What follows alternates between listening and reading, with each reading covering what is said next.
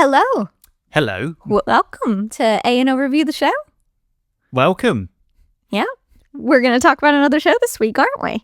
Yes, and it's another puppetry show. Oh, we But love I've been it. doing this for well, actually, we're over 10 episodes in now, but second puppetry show. Yes. And what is it we saw, Adrian? We saw War Horse Excellent. at the National Theatre. Yes. And we'll get stuck into our thoughts about it Yeah. straight after this intro. You are listening to A&O Review the Show. A&O Review the Show.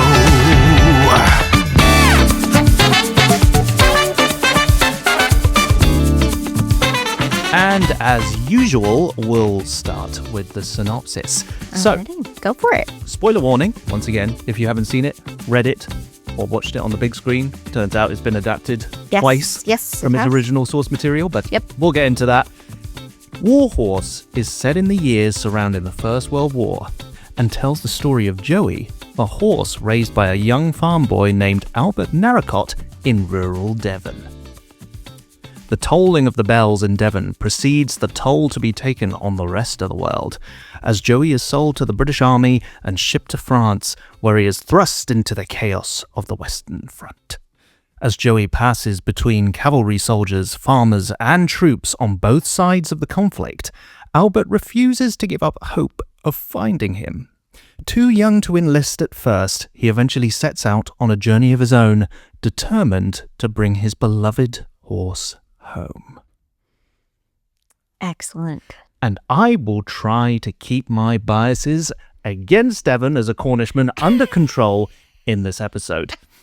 Yes, why was it not set in Cornwall? So that was not a good Devon? start for this Cornishman. I think you did lean over to me at one point and go, Devon. Only a county like Devon would put their cream first on their scones. The heathens. I wasn't sure where you were going with that at first, but yes, we're talking about scones, most definitely. But I digress. Yes. Now, this was your first time seeing this show, wasn't it? Yeah, so when I first moved up to London, because the show was originally put on in 2007, which admittedly was a few years before I moved up here, but still, it was in its throes of its original heyday, I would say. Hey. Horse. Well, the horse puns are going to come fast and loose, aren't they? By accident. Yep. And a lot of people were speaking about it, but admittedly, it was one of those things that passed me by. Okay. And part of that probably was my misguided notion at the time. I wasn't really interested in seeing puppetry in the theatre. I very much do not think like that now, but back then I did have a few feelings like that were misguided. And so it was nice to revisit it now, Yeah. quite a few years later. Yes. More than 10. More than 10. Yes. And yeah, you had never seen it, so I quickly saw to changing that. I'd seen it. This is now my third viewing of it. I saw it once in 2012 when it was on Broadway at Lincoln Center in New York City. And then I saw it again in 2013 at the New London Theatre, which is now the Gillian Lynn, when I was here studying for the semester because my parents were over visiting and I was like, you have to see this show. So you can get a sense of what Olivia's feelings are towards this show. Yes, yes. And I would like to say that from this third viewing, my feelings overall have not changed very much. So I still quite love it. And I feel like I had a rather interesting journey with this show because I wasn't familiar with the source material, although I knew the author or knew of the author Yes. of the source material, having read some of his books as a child, Yeah. Michael Morpurgo. So after watching the show, I went back to revisit the source material and read the book between watching it and speaking to you now. But either way, before I go into the story and the themes and whatnot, as a puppetry show, it is stunning.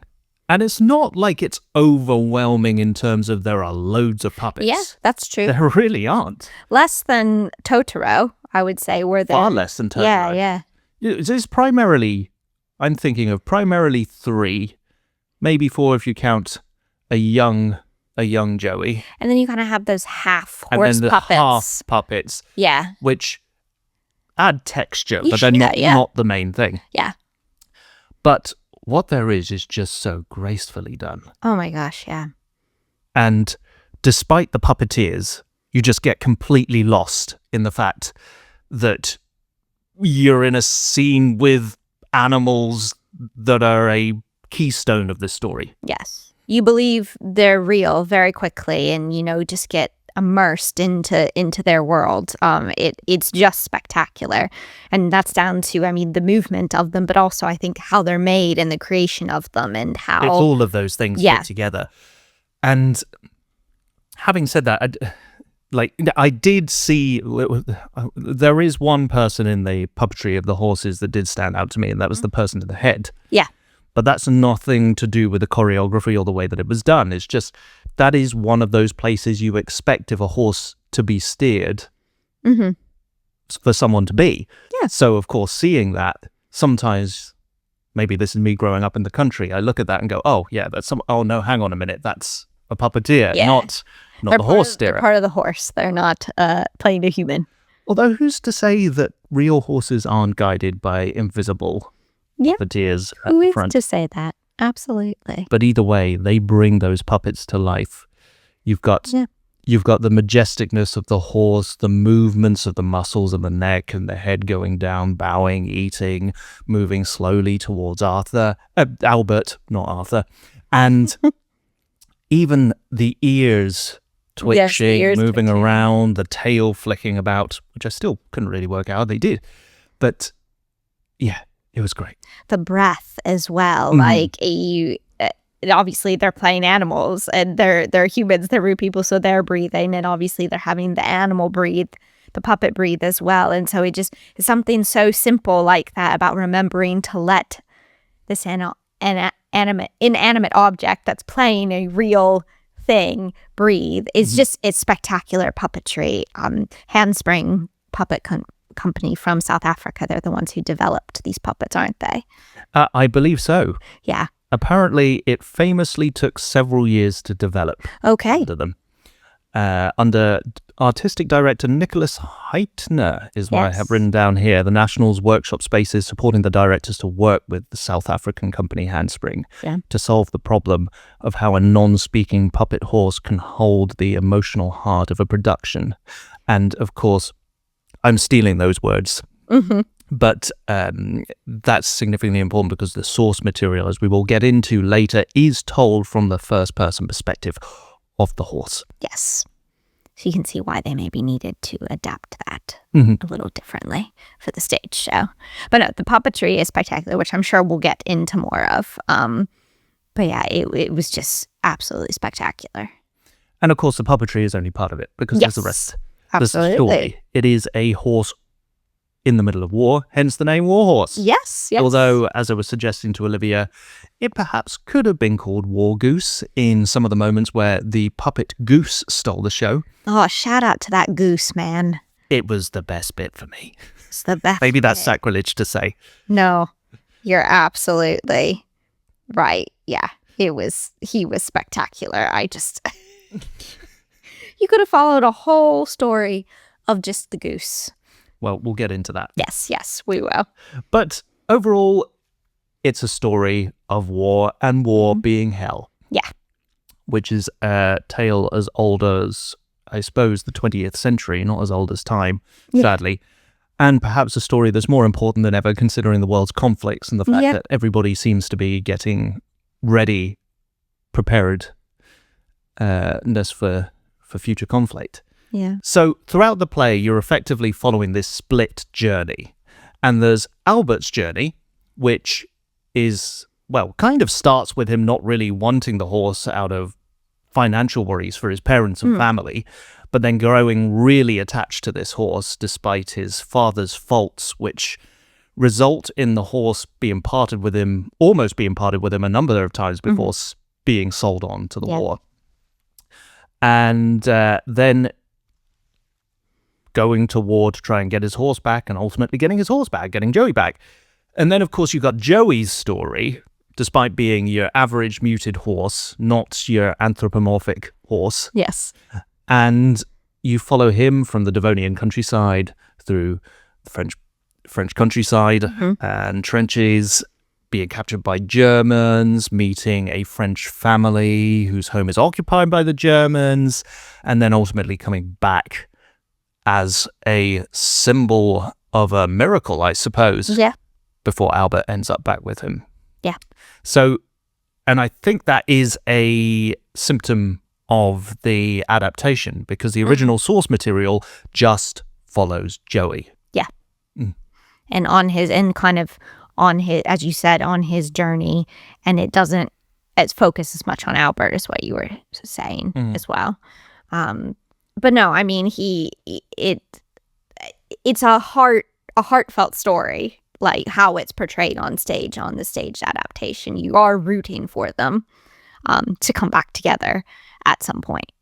Yeah, and it follows this common war theme of loss and, I suppose, pointless killing and widowing and breaking of friendships, and the fact that these people, sadly, in a lot of cases, aren't remembered, I suppose. Yeah. But it does a decent job, obviously, in the story, and this is, I guess, true in the book as well, of telling, seeing both sides of the conflict as well. Obviously, you see, Joey gets sold to the army through the British side, but then you also see his interactions with the German side of the war as well. So it does kind of show the horror of war from both sides of this conflict as well. And they're all speaking English. Yes. The only way you can tell is by their accents. Yes, or their costumes. And I have to admit, it worked for the most part, but there were a couple of cases where the accent slipped a little bit. There were some German accents that sounded French to me. And also there are moments where obviously you've got two characters speaking two different languages in the play world. Yeah. But they're both speaking English in two different accents and pretending not to understand each other. Yeah. Is a little bit jarring. See, I didn't mind that as much. I thought that worked for me. That showed the humanity of both sides. Well, I think there are practical limitations of what you can do on stage. So it wasn't enough to bother me, but I did find it a little bit jarring. Okay. But the one thing I will say about the story before moving on to my personal gripe with Albert is that the war takes up a huge chunk of the play, as it should. And it's a very important story. And as you say, it's heartfelt. You learn a little bit about these people's journeys as Joey passes through them. Not so much with Albert, although there's a little bit of that. But at the start, there is also the story of Albert's home, which is incredibly dysfunctional with a drunken father and, I can't think of the right word, but an uncle that causes trouble for his father. Yeah. And an uncle and father trying to one-up each other. Yep. Ultimately, Joey is first almost lost because of a bet that the father makes to make a, I suppose, riding horse plow a field. Yep. Which Albert's father bets he can do. Yep. And admittedly, as not a horse guy, I didn't realize, showing my ignorance here, is apparently really difficult to do. Okay. And so chaos ensues. Yes. But he manages to successfully train, or Albert manages to successfully train Joey, and then this later on plays a part in saving Joey's life later on. Yes. Moving from cavalry to ambulance carrier. Yes. But it is a shame you develop that story in Act 1. But it's not really so much developed. No.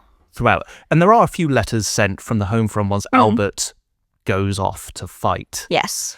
But beyond that, it's like you get the sense that Albert's father is either recovering or, well, I suppose not so much recovering with his son going to war, but at least feeling guilty for what he had done and trying to make up for it in some ways. Yeah.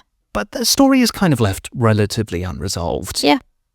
until towards the end where you have a brief reunion Yeah. all in Devon. But there's nothing really said. It's all. And that's quite interesting because I think that there's this difference of how much importance it plays in the play versus the book and why I feel that way. Now, this moves on to one of my gripes about Albert's character. Okay. And I think I told you this just as we left the theatre, but he does annoy me a little bit. Okay. Now, I know that this is all about a really strong bond between a boy and his horse, and I suppose that is something that perhaps just doesn't appeal to me, Speak to you? it doesn't speak to me as someone that hasn't had that relationship. Okay. But he is obsessed. Like, he's underage, and yet he goes to fight a war in order to try and find his horse, for which there are thousands and thousands of horses operating during the First World War, by the way. And even when he's being shot at and has made a friend, he's still talking about this horse hiding from the bullets. Yeah. He hears a neigh from behind a trench or behind something that's blocking bullets, and he peers around the corner, risking his life to look for the source of this neigh on the off chances Joey, who's probably one of 10,000. Is that you, Joey?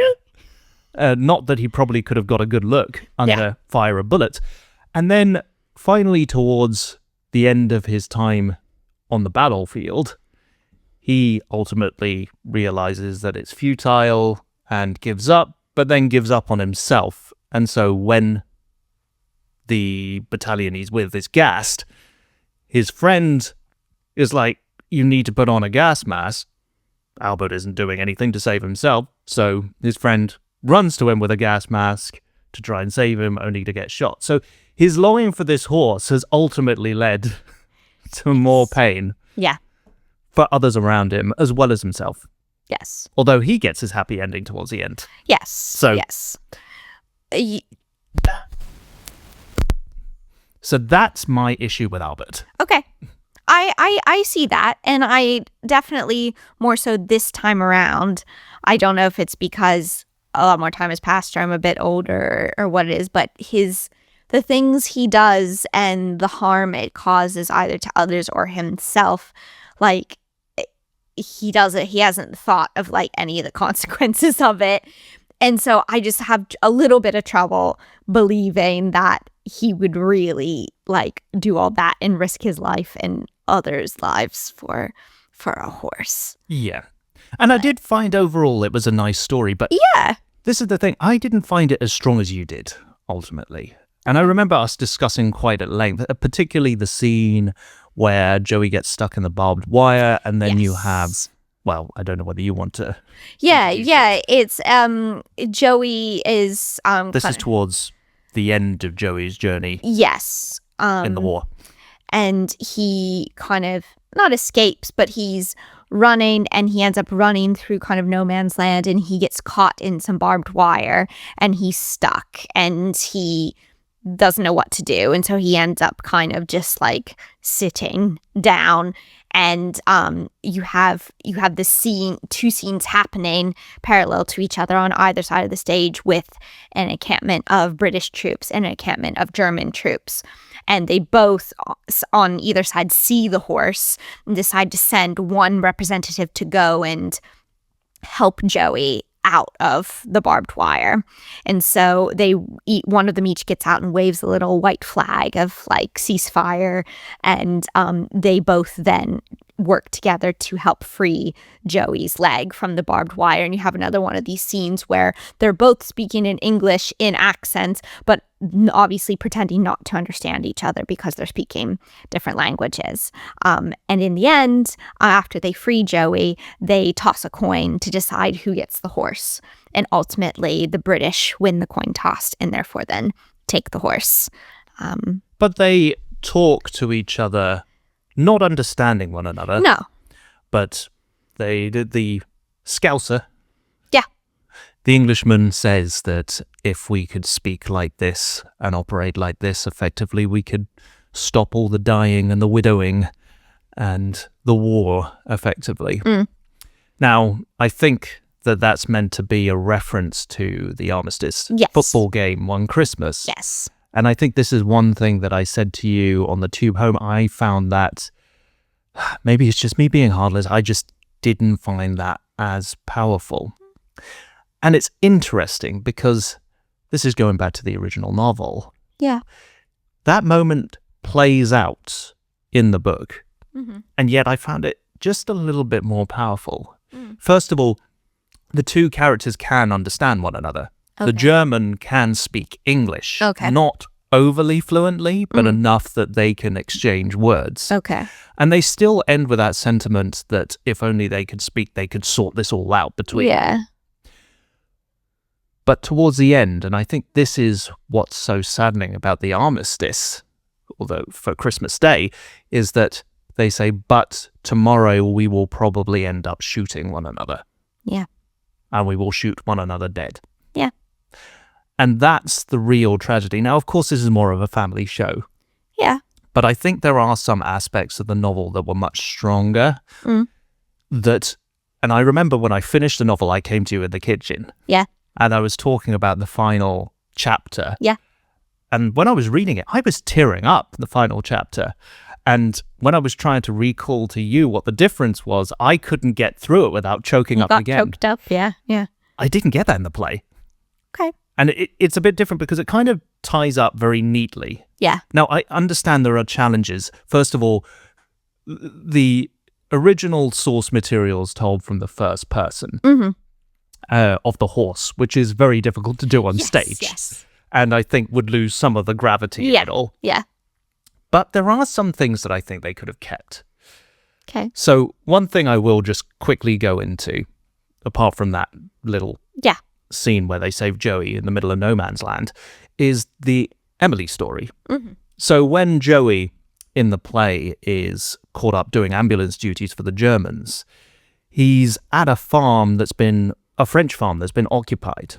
And whilst he's there, you meet Emily, a young girl, and I presume her parent who's around? Yes, like our mother, I Like think. her mother, and gets quite enamored with the horse whilst they're there, and then is quite distraught when Joey has to move on to carry artillery Yes. for the Germans. Yeah. And that's about it. You don't really see much of, well, you don't see Emily at all. I don't think it's a case of much. Now, in the novel, it's not overly different from that perspective. Emily is there at the farm. Yeah. And is accompanied by only her grandfather. Okay. Because the rest of her family, her mother, her father, and her brother had been killed in the war. And so Emily's attachment to this horse is her reason for being.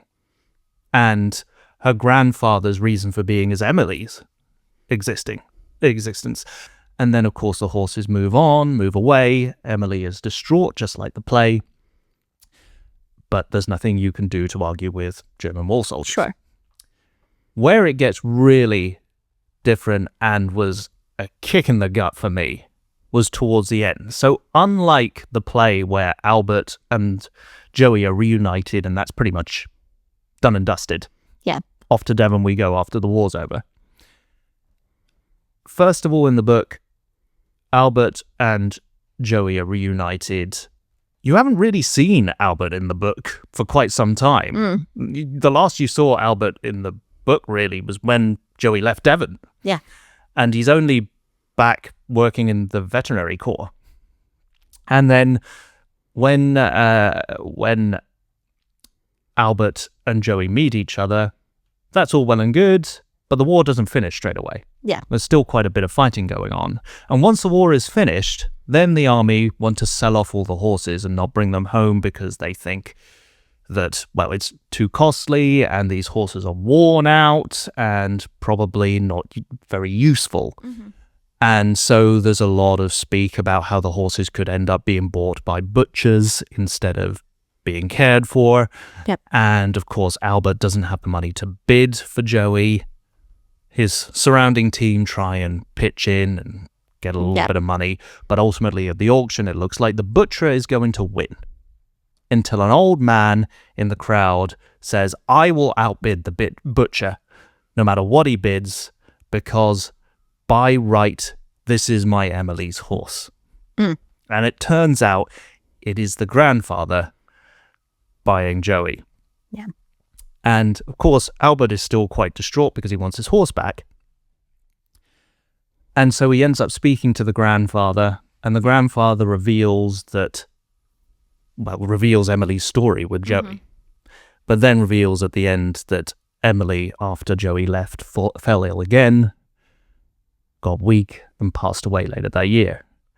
And that ultimately he was buying Joey to keep his promise to Emily that he would look for Joey and Hopthorne, but ultimately only find Joey, and would promise to look after Joey for Emily.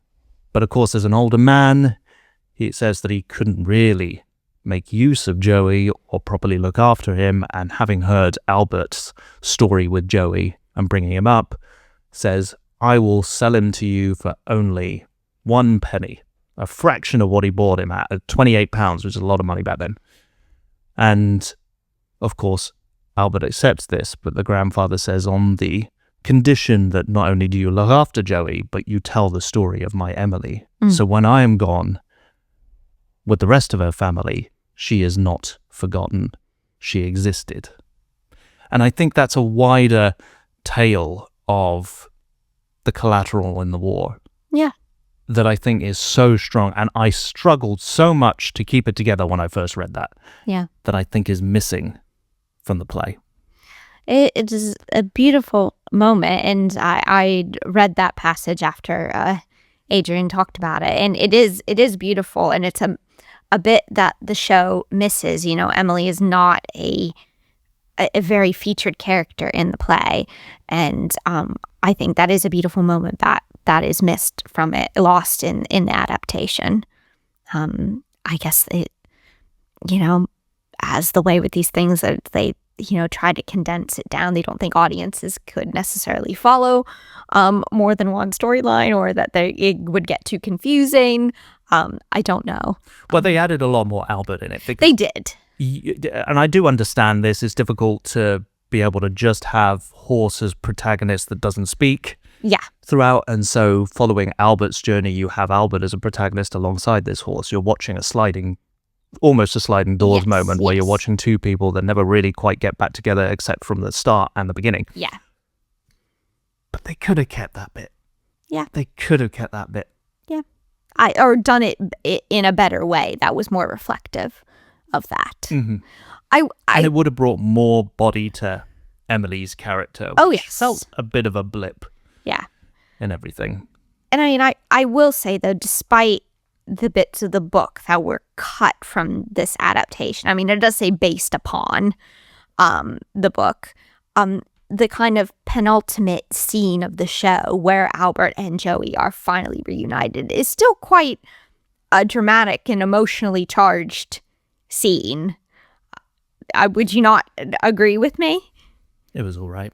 Okay. So obviously we talked about how Albert was with his regiment, and he's kind of given up, and he doesn't put a mask on for the tear gas, and that's unfortunately when his friend tries to help him and gets shot, and he still gets affected by the tear gas. And so obviously he gets taken to this hospital camp to try and recover from that. And at the same time, this is where this British troop who has rescued Joey from the barbed wire come and have an injured Joey in this camp. And Albert, because of the tear gas, he can't see. And so he has kind of a bandage across his eyes and he can't see, and they've brought this horse and they see his leg and they don't think there's anything they can do for him, so they're going to shoot him. They're going to kill him because they don't think he's of use anymore, because they don't think his leg will be able to heal. And so you have this moment, dramatic, which is quite effective dramatically, where you have the horse have Joey and Albert in the same place at the same time, and they don't know the other one is there at the moment. And so then obviously the play has a happy ending, so they do reunite and Joey lives and things like that. But you have this moment where you think they're finally together and they're not going to get this other chance again. That does move the story forward and is quite a climactic moment. let's move on to the choreography, set design. Well, you say and everything. choreography. There wasn't really much other than the puppetry. Puppetry. Okay, I guess that is choreography. Not as much as it's dance. It's Well, either way, I was going to start with the staging from my notes. Sure. But it was relatively simple, but it was really pleasant, I would Yeah. say. And there's a rip right across the stage. Yeah. Over the stage near the top. I have to admit, and maybe this is the geek in me, it did remind me of a tear in space and time from the TARDIS exploding from Matt Smith's time in Doctor Who. But I soon realised, actually, more sensibly, it's a tear of a page of a book. We are very much in a story.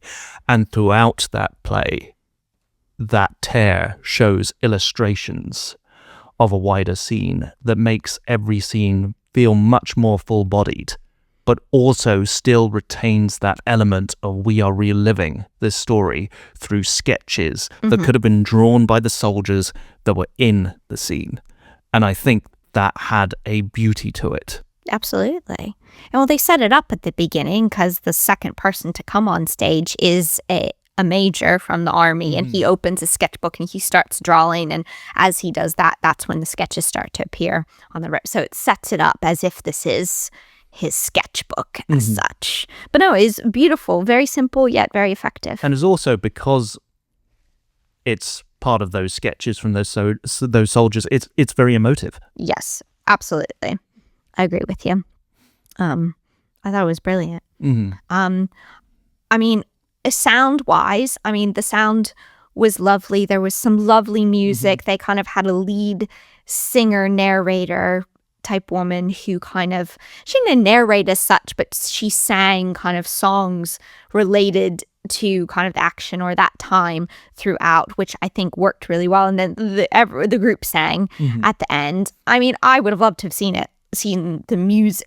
Obviously she sang live, but I would have loved to have heard somewhat of a live orchestra. I don't believe it was for this show, but it was still really great. She played instruments as well. She played the accordion at one point, and yeah, she is the unsung hero of her and the goose are unsung heroes of the play. Yes. Because she acts as a semi-narrator, I suppose, but also transitions you from scene to scene in a very folky way that feels very much of the show. Yes. It doesn't feel jarring. It doesn't feel like it's trying to labor a point. No. It feels very much in setting. Yeah, it's very atmospheric for it as well. And we've talked a lot about the puppetry, but the puppetry steals the show. It is. And this is where I will go into my absolute standout, because we've talked about the horses, which are beautiful, by the way, and the puppetry is beautiful, and I don't want to take anything away from that, but that goose. The goose is still puppetry. Goose is fantastic. The goose is excellent. Sadly, the goose is only in Act 1. I wanted more goose. He's also in Act 2 when they all take a bow. Oh, yes. Okay, he's in the curtain call. I'll take it. Of course he's going to take a bow. I could watch that goose all day. But yeah, and really the only thing in the goose's storyline is he lives on the farm where Albert and his family live, and he desperately is trying to get inside the house. So anytime anyone opens the door to the house, he tries to get in, and the door gets shut basically in his face, and then he's upset. The ultimate desire to try and get indoors. Only to have the door slammed in his face. And the manner in which the puppet evokes that sadness of, oh, well, I suppose that's that. Now what? Is just fantastic. It was an excellent goose impression. I liked that. Honk. Honk. Oh my goodness. Honk. Yes, you feel for this goose. You laugh at him, and you want him, he just wants to go inside and be warm, and he does attack the father also in one small part, so he does play a slightly bigger role than that. But yeah, his main objective, yes, his prerogative is to get inside that house. Yeah, at which he fails multiple times. Yes. But the puppetry around that, it's just one guy operating this goose from the neck, the spinny wheel, his legs that kind of run around, a Ferris wheel, and his wings. Yes. It's just it's fantastic. It's a wheel that has like It has feet. his webbed feet It's if you were, on it. It's like if you were animating a goose running in a cartoon. Yes. You'd have the legs going round in a circle. Yeah. It's like the physical embodiment of that. Yes. It almost reminds me of, did you ever have one of those toys as a kid that was like a thing you pushed on a stick that had like a dome and wheels, and as you pushed it, it popped like little balls? I grew up in Cornwall, so I got a cardboard box, but I do know what you're talking about. Okay. It like reminds me of like that sense of a thing, Yeah. like that it like that moving it like brings it to life, and that's I don't know, that's just what it reminded me of, as if they turned that toy into a puppet. Mm-hmm. It's great. And that choreography around the puppetry in general is fantastic. We spoke a little bit about the half puppets as well. Yeah. And that really, like, it's very difficult to demonstrate war, death, and fighting on stage without making it look corny, a la Hercules, when we talked about that a number of weeks ago. But in this instance, the choreography around that, especially as these puppets were half puppets, were just absolutely enough to portray what was going on without feeling corny or too empty. It felt like there was activity going on, and that's coupled with fantastic lighting, which I will give a quick shout out for the fact that we hear about Joey being this beautiful red gleaming horse that catches your eye, and these horses are designed, these horse puppets are designed hollow, obviously, and you can see through them. They're semi-transparent with wired netting around them, still strong enough that a actor, Albert, can ride on them. Yeah. And they are full, real-sized horses. Yep. But the lighting, coupled with this puppetry designing, when it shined at these horses, they look like they glowed. They do. Or when I say they, Joey specifically looks like he glows. And it just, like, that's only one example. The lighting did an excellent job of portraying the scene, day, night, summer, winter. Yeah.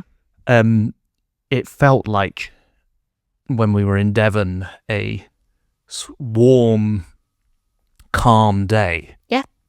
And I just wanted to give a bit of a shout out to that, because sometimes we just don't focus on the lighting, but that's one specific thing that I notice about this production. Absolutely. No, I agree with you, because Topthorn is supposed to be a sleek kind of black horse, and he definitely looked sleek for sure. And of course, the costumes are great from the era. Very of the era. Very of the era. Yep. And I think, and this is the one thing that I was trying to remember, the puppeteers for Joey, do they transition to semi-military uniform when they end up in the war? Oh. I think I noticed that, but I don't know whether I was imagining it. I was hoping to ask you. Yeah, I can't quite remember. It's not full, I don't remember full-bloodied or anything. Yeah. But just elements. Like the hats. The hats. Yeah, the hats ring a bell, so maybe. And things like that. It is a war horse, after all. Well, if you do go see it, maybe you can tell us whether or not they changed their hats. Or whether I was imagining it. Either way, I was immersed. Yeah. For all my gripes around the story, overall, as a package, it is a piece of art, and an enjoyable one at that.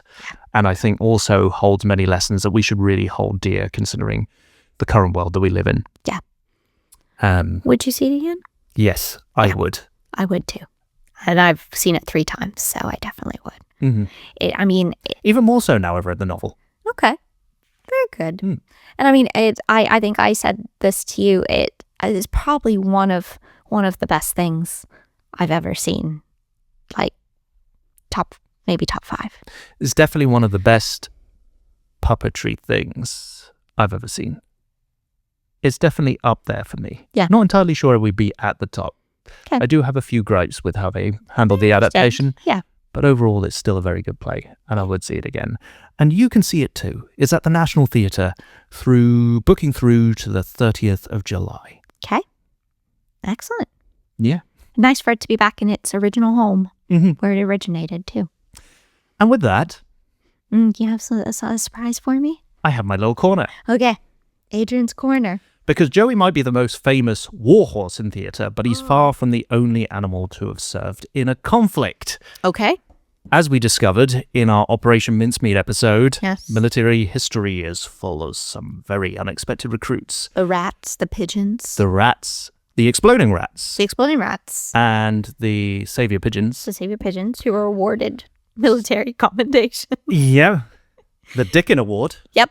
Don't forget the Dickin Award. Yep. So, Olivia, I'm going to give you a series of wartime animals, Okay. and all you have to tell me is fake or real war animal. Okay. Great. I'm ready. Okay, animal 1. A bear which was officially enlisted as a private in the army, who drank beer, wrestled with soldiers, and had cigarettes. Sometimes. Real? It is real. Wojtek, I'm sorry if I'm pronouncing that wrong, the bear, Okay. was adapted by Polish soldiers in the Middle East during Polish. World War II. Oh. He learned to carry artillery shells and was famous for carrying crates of ammunition during the Italian campaign. Okay. And if it makes you feel any better, he ate cigarettes. He didn't smoke them, Interesting. as far as I know. And he was officially enlisted and given the rank of private so he could travel with the unit. And later, apparently, rose to the rank of corporal, I wonder how as a according to bear, Encyclopedia Britannica. wonder how as a bear you move up ranks in the army. But sure. Yeah. Okay. Okay. So bear with me. I've got a second animal. Yes. And this one might sound familiar, so you have to work out Okay. whether he's real or fake. A pigeon who saved almost... hang on, I changed the number here. A pigeon who saved almost... who saved... I gotta start one time. A pigeon who saved American soldiers with only one leg, one eye, and did so after being shot. That's the pigeon, not the soldiers, by the way. Real? Real. Okay. It seems too weird to be fake, if that makes any sense. Okay, I went deep on this pigeon. So, the pigeon was called Jeremy, Not something I or thought I'd Jeremy, see. I suppose. He was an American World War I military homing pigeon who delivered a message from the trapped Lost Battalion in 1918. He was donated by the British Home Forces Pigeon Service. You know that service. And he was the last pigeon left, carrying a message from a desperate 77th Division who had become confined by enemy fire and found themselves being shelled by their own side, who were unaware of that predicament. Okay. Now, despite having been shot through the breast, blinded in one eye, losing a leg, he still completed the mission, facilitating the rescue of some 500-odd soldiers of the Lost Battalion. Wow. He later died from his injuries the following year. The following year? Yeah. He lived for another year? He lived for another year, and no Dickin medal for this one. I was going to say, give So- this bird a medal. Americans are just much meaner than the British. But for decades, Americans seemed to be debating as to whether Cher was a male or female, having been noted as a hen originally, but the Smithsonian, now housing his taxidermied body, registering him as a cock or male. Interesting. So, Of course he's been taxidermied. yeah, that's one debate for you. So you can go visit him in the Smithsonian, is that true? He's at one of the Smithsonian institutions, yes. Huh. If you really want to bask in pigeon glory. That sounds like a thing we might need to do sometime. Okay. Okay. Add that to the list. Yep, got myself into that one, didn't I? So, on the third animal, Okay. and my last, Okay. a duck. Kept by British troops in World War I, became famous for reacting to incoming artillery before the soldiers could hear it. The troops claimed his unique quack gave them enough warning to take cover, and he was eventually awarded the esteemed Dickin Medal. As much as I would love for this duck to be awarded a Dickin medal and I'm gonna go on a limb and say fake. It's completely made up. Oh man. I would have loved that, though. Although, if he had existed, I would have called him Private Quackers. OBE. But yes, that one's made up, so I don't have any fun facts. Private Quackers. Excellent. So along with Joey, we have a colourful set of animals that have helped us in military conflicts throughout the years. Yes. Unfortunately, Private Quackers not being one of them. It's a shame. Nor War Goose. Nor War Goose. Yes. I should have added that. Should have added War Goose. Yeah. Next time. Right, next time. Yeah. Anyway, thank you for joining us on this journey. I think that's enough from us for now. Thanks so much for listening. And please do like and subscribe. And if you've seen it or are going to see it, feel free to drop us a comment. We do actually respond to them. Yes, we do. So let us know what you think. And until next time. Yeah. See ya. Cheerio.